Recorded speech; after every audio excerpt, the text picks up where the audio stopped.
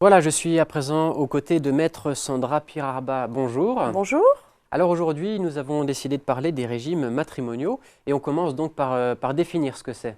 Alors les régimes matrimoniaux, c'est l'ensemble de règles destinées en fait à organiser les rapports entre les époux sur le plan patrimonial. Mhm. C'est en fait la question simple qu'on pose à un jeune couple lorsqu'il va à la mairie préparer son dossier de mariage. Est-ce que vous allez ou non faire un contrat de mariage? Il existe en droit français différents régimes matrimoniaux, différents contrats de mariage finalement qu'on peut faire. Il existe le contrat de séparation de biens, le contrat de communauté universelle, la participation aux acquêts et le régime de communauté réduite aux acquêts. Et lorsque les époux donc décident de ne pas faire de contrat de mariage, sous quel régime est-ce qu'ils sont? Alors, c'est le régime matrimonial qui s'applique, c'est le régime de la communauté réduite aux acquêts. Finalement, c'est celui qui s'applique par défaut. Alors, comment fonctionne ce régime? Eh bien, tout ce qu'on acquiert à partir du mariage est commun.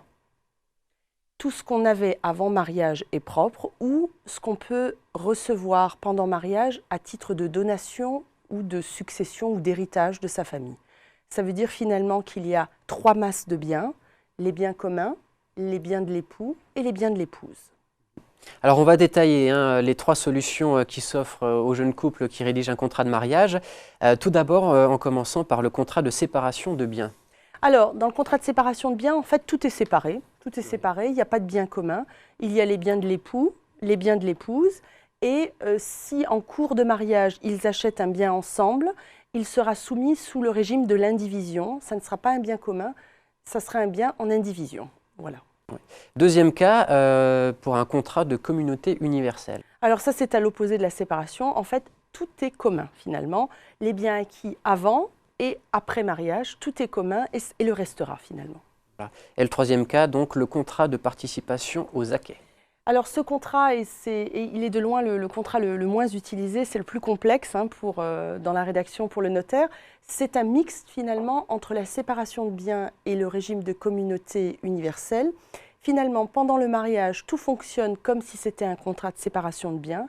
Et si à un moment donné, il y a une dissolution de ce mariage par divorce, on fonctionnera comme dans un régime de communauté universelle.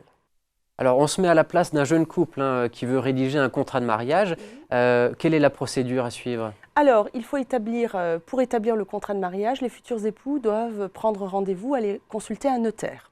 Le notaire les conseillera, il y a la phase de conseil, ensuite il rédigera le contrat de mariage et il procédera à son enregistrement.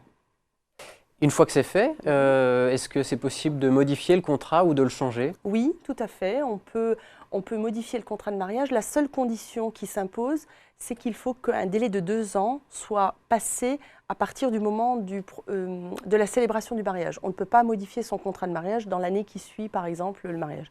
Il faut laisser passer un délai de 2 ans. Alors, le couple doit s'adresser à nouveau chez le notaire, s'il n'était pas passé la première fois ou s'il est passé et il veut modifier son contrat. Il faut se rendre chez le notaire et cette fois, l'acte sera soumis à l'homologation du juge aux affaires familiales. C'est-à-dire qu'il faudra passer par le tribunal.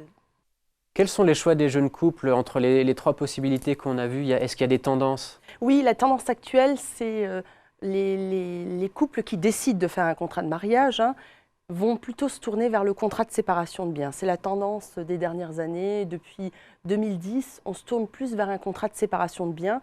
Alors pourquoi? Ça s'explique bien par la plus grande instabilité plutôt des couples, Oui. un couple sur 3 va vers un divorce, donc effectivement, ils préfèrent tout régler par avance. Lorsqu'il y a un contrat de séparation de biens, effectivement, au moment de la séparation, le partage se fait très facilement. Chacun reprend ses biens, c'est très clair. Et par le fait aussi, pourquoi on se tourne plus vers un contrat de séparation de biens, c'est parce que les couples se marient souvent un peu plus tard et ils ont quelquefois un patrimoine déjà, ils ont acquis déjà des biens immobiliers, chacun de leur côté. Et effectivement, faire un contrat de séparation de biens, les choses sont plus claires dès le départ finalement. Très bien, merci beaucoup Maître Pirarba, donc on vous retrouve le mois prochain. Merci à vous, au revoir. À bientôt.